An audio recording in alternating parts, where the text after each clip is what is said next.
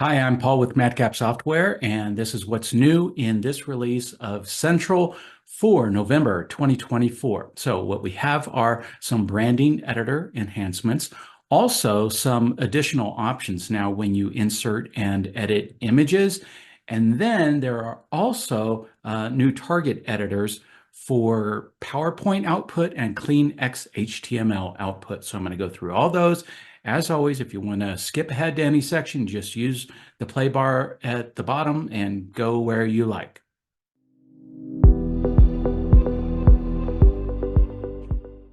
The first thing we're going to take a look at is branding. And so I'm going to open up this Module 6 project I already have in here. I'm going to go to Files and go into Content under Resources. It's usually here under Branding. There, I've got a branding style sheet, and this thing was just created automatically when I created a new project using one of Flair's factory project templates. And if I open this up, the difference you're going to see in here is that we now have this preview area over here on the right. And because of the resolution that I'm using, you're only seeing part of it, but you also have this zoom in, zoom out feature right here. So if you're looking at this on a regular resolution on a large screen, you're not going to have any problem seeing all of this stuff. Now, the first thing you want to do is make sure you got the right template showing. Now, I created this project based on the site navigation and PDF templates, so the right thing is showing here. You can select any of the other factory templates in here, and it'll change automatically, and so you'll be able to see that. Now, I don't think you should focus too much on that, except just to make sure that the right one is showing that is hooked up to your project. Because if you were to select one of these others and you made all kinds of changes, well, that doesn't mean it's going to make your output look the way that you think it is, because you're not tied to that specific template. So here I go. I am tied to this one. And of course, I can just go over and make any of these changes that we've already had in Central, the colors, the fonts, the images, and it will be represented. It will be changed over here in the preview. So for example, the primary color, maybe, okay, this is the template, but I want a different one. Now, the first thing I need to do is click Edit, and I have to make sure that I have the right permissions, of course, to do this. And so I go into here and I make sure, all right, I can create and edit files. And there's also edit code, which we'll take a look at later. But yeah, I have all these permissions, so I'm good. So I'm just going to click here, and now I can change this. I can select whatever I want. I am just going to type it directly in here. I'm going to make it red like that. So this is all based on something called CSS variables, and these pieces in the preview are tied to this CSS variable, which is called primary. So you get an idea of what's going to happen when you generate your output. Of course, this preview is just showing a small set of what is in your output. There's a lot more topics or pages in your output, but you get the idea. Now I could also change the secondary color maybe. Click on that. And again, I'll type something in here. And I'm just going to make it that kind of a sort of a light red. All right, so you can see the changes over here. Now I'm going to increase this just so that you can see the logo better right there and right there for the print. And I can come down and I could change it to something else. I already put in a different logo in here, so watch it right there. Change to Austin, Texas, and I've got a print one, so an SVG file, which will look good in print, and I've got that right there. So my logo changes right there. And if I zoom out, you kind of see the whole thing. So I've just quickly made these changes. I get an idea of how it's going to look, and then I come up here and I commit, changed branding values, click commit, and now what I can do is I can actually build the output and just verify, yeah, this actually did work. And so I'm going to come in here, select my branch. I'm going to build both my HTML5, and I'm also going to come in and build a PDF. So you can see that the branding took place in both of these. because that's the kind of template that I had selected when I created the project. All right, so they're both done. Open up HTML5, and there it is. Those are my changes. Open up the PDF, and once again, they carried over into my PDF output. So this preview is very, very straightforward. It's just, click, make your changes, see what you got, move ahead. But there's even more that you can do now in the branding editor, and we're going to take a look at that next. Now I've got this branding style sheet open here, and I've already made some changes to this one. And so I've got this primary color, this dark red, and the lighter color right there. That's my secondary color.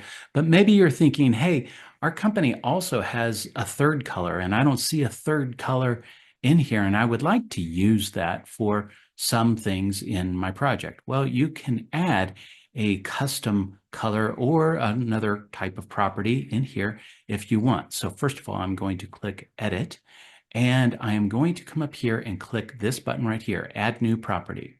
So what kind of property do you want? Well, there's color, there is custom, there's font, there's image. I'm going to do a custom color in here. What is the name? I'll keep this easy. I will just call this third color. I'm going to put a dash between that because it doesn't like it when you have spaces. What is my value? Well, I am just going to go and select this hot pink, not because I like it or anything, but just it's going to be easy to illustrate here that the change is made. And I'm going to click Add, and it's right there. Now, just because I have this doesn't mean that it's doing anything yet, because the project doesn't know what I want to hook up to this thing. This is a CSS variable that it added behind the scenes, and it makes it available in different places. It makes it available in my regular style sheet where I customize how I want, say, my H1, H2, H3, H4, my paragraphs, my lists, all kinds of things, how I want those to look. There's also a skin, and that controls, the parts, the navigation around your topic and the area up on top here. So, all right, we can do that, but you have to go in and make these connections. So that's the next part of this, and we'll do it. But first, we want to commit our change. So I'm going to say added custom color in here and commit this thing. So what do we want to change? Well, anything basically that I've talked about in your style sheet and your skin and so forth. Let's say that I want to change something that actually is showing up here in the preview. So for example, this latest updates right here, if I zoomed in, you would see that better right there, that text. That's an H1 in this case on the home page. And then right here, product user guide, that's a style called p.title. And maybe I want this new color to be associated with those things. All right, so I'm going to go into my style sheet and do this. So come down here to styles and click on this. And you cannot edit a style sheet in content view at the time that I'm recording this video, maybe in the future, but right now you can only edit in the code. And we can go ahead and do that if you're familiar with this and you're comfortable doing it. So I just need to know, all right, what do I want to change in here? There is my P title. I just know that that's what is being used for that. Well, this is how CSS variables are written, like that. This one is pointing to a property called darkest, CSS variable called darkest. And I'm just going to copy that so that it just saves me a little bit of time. I'm going to come down here and I'm going to paste it. Well, what is the name of my custom color that I wrote in here? It is third dash color, like that. And now I can copy this one and I could go change, anything else that I want to use that particular color. But I want that, and I want my H1 also to use it. Actually, I can just come in here, and instead of primary, I'm going to make this third color. All right, so I've made my changes, and I'm going to commit associated styles with new custom branding property. Click commit.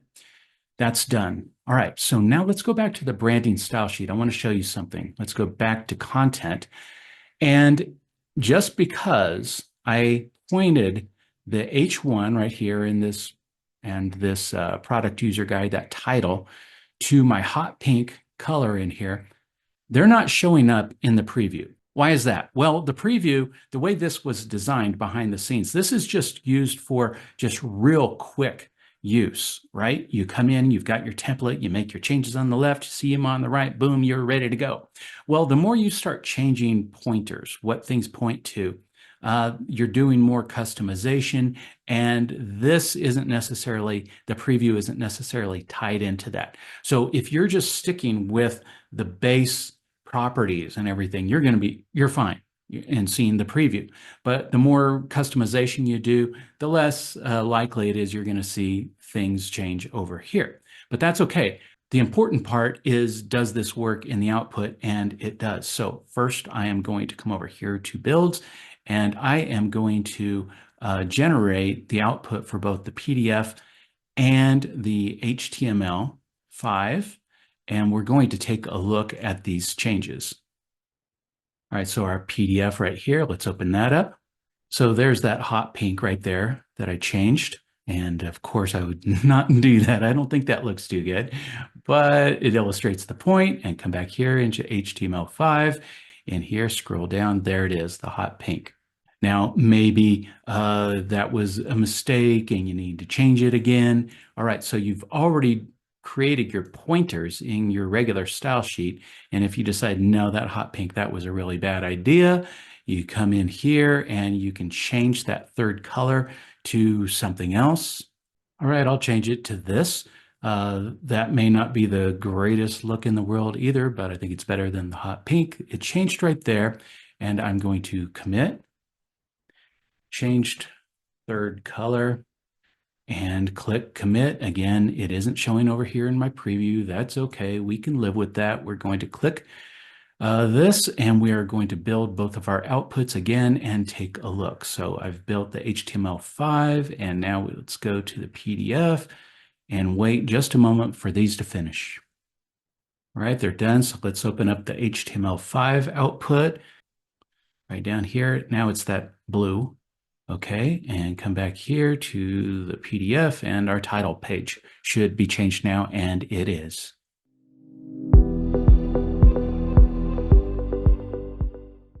One nice change that you're going to see in this release as I open up this project, Module 6, and go to Files is what happens when you insert and edit images. So I'm coming into here, and I'm going to open up a topic and click Edit. And I am going to come down here to the bottom and insert a new image. So what I do is just click this button like always. Well, now there are new options in here, more than what you had before. So the first option is, where do you want to get the image from? And there are these options in here. I'm not going to go into all of them. You can look in the online help to read about them. In most cases, people are probably just going to select an image from their project, and that's what I'm going to do here. Select that. Well, this field will change here depending on what you select up in here. And because I selected project, I just get to go select a file that I already have in here. And so I've got an image in here called Two Beagles. And I'll select it in here. These are actually my beagles. And I just chose this image because it's just really easy to illustrate what's going on here, because one of the things you can do is add alternate text. Well, that is for accessibility. And you might want to add some text in here that gives people who have visual disabilities an idea of what's going on if they're using, some sort of device to tell what this image is all about. So I can just provide some information in here, like I could just say photograph of two beagles playing, and I could provide other, information in here as I think it might be beneficial, help really paint the picture for this person, what's going on. Now, the other thing I can do in here is I can control the width and the height. First, let me just empty this out so that it's just going to insert this as its original. And I'll click Insert, and you can see that's pretty big, right? So now I can just go in and edit the thing, and I could change that. So I'm going to select the image, come up here, click this again, and I can put in the width and the height. So there are different options that you have. If you click this guy right here on the width, you can select from lots of these things here. I'm not going to go through them. Again, you can look in the online help if you want to know all about all of these options. But I can just quickly click in here and just type 3 inches like that. And for the height, I could click 6 inches. Now, this is going to be kind of distorted as I save this. Yeah, I don't really want it like that. So what you can do, I'm going to come back in here, is instead of trying to control both the width and the height, an easy thing to do is just set one of these things in here, and it will reduce the width in here to 3 inches, and it'll automatically set the height to what it should be to maintain the aspect ratio. So that's a real easy thing to do. And then I will click commit, edited image, and this.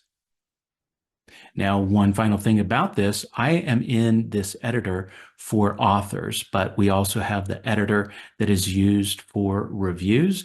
And so these same options can be used whether you're authoring or someone is reviewing a file.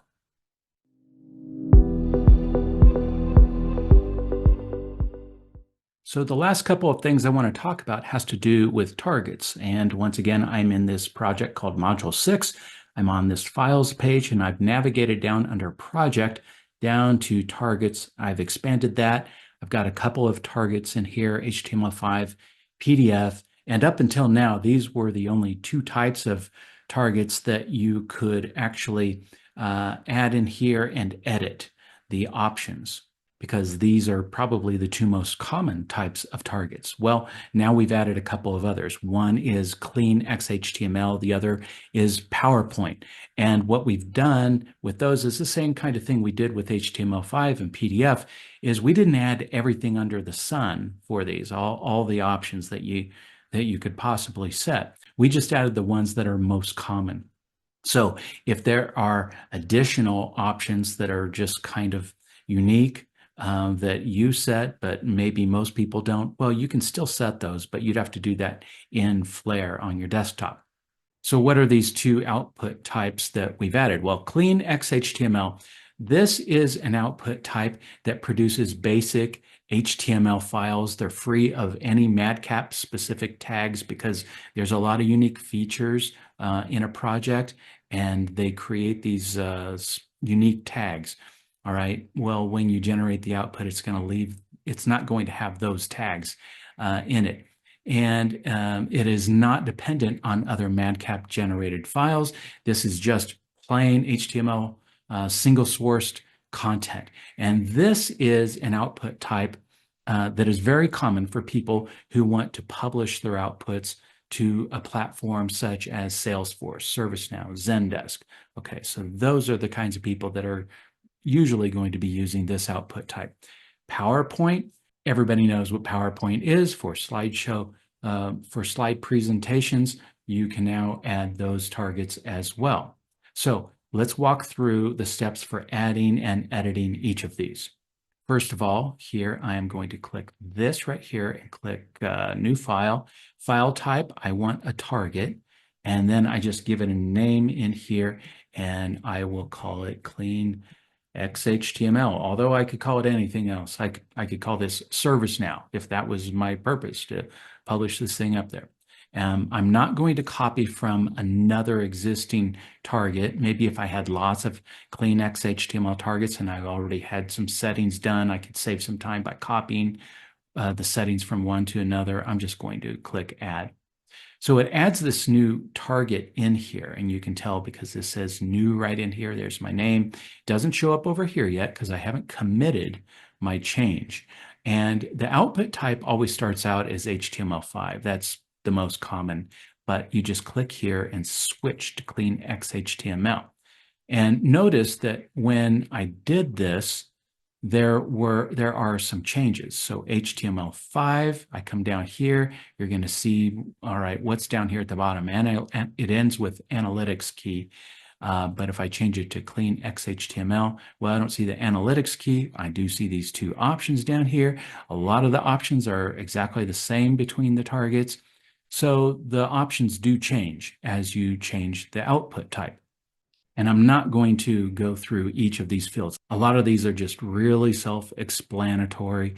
I will come down here. These two options are unique to Clean XHTML. And so this first one, that one's necessary if you're publishing to Salesforce. And topics will include IDs from linked alias files as meta tag content. And then this one down here, same thing. If you are publishing to Salesforce, topics will include the TOC path as meta tag content. So that's the reason why you would use these options, but they are unique to this output type. On the appearance tab, these three are up here are, similar to what you see in other targets, but this one is unique. Convert style sheet styles to inline styles. And so what this means is if you enable this, your output folder won't include CSS files separately. The styles are all going to be integrated into the topic files. That's what that means. All right, so I will click commit and say added clean XHTML target, click commit. And now it's over here and I can build my output using this target. Now, the next one is PowerPoint. So here's a quick tip. Instead of clicking up here on this, you can just right click on targets, select new file. That saves a step because it puts in the target file type right here. And then I'm going to name this PPTX. And I'm not going to copy from anything. Click add and switch over to PowerPoint. And you can see there are fewer options in here than there are for HTML5. A lot of these are just basic ones. These are all basic ones, actually. And then there is appearance, and you're going to get page layout instead of template page because the PowerPoint output sort of is like print-based output in that it's, goes from one slide to the next, just like a manual goes from one page to the next. So you can select a page layout in here. And then you get this unique page in here for PowerPoint options, all this metadata that you can put in, the properties for that PowerPoint. And all of these fields, whenever you see one of these little X's, that is a variable. And so I could just type in here my PowerPoint and click here. That gives me access to all of my variables. Maybe I want to put the version number in there. And so it writes it like that. That's the syntax. All done with that. Click commit. PowerPoint target, click commit. That one is added right there. So now I've got 4 targets instead of just the 2, and I can build my output using any of these. So those are the new features in this release of MadCap Central. Thanks for watching. Talk to you next time.